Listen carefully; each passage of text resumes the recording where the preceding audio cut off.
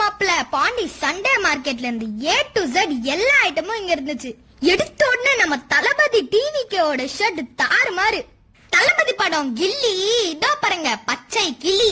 Amazon பிளிப்கார்ட்ல கூட இல்லாதது இந்த மகாத்மா காந்தி ரோட்ல எல்லாம் இருக்குங்க. அப்படியே திரும்பி பார்த்தா நேத்து ரிலீஸ் ஆன புஷ்பா 2 டி-ஷர்ட்.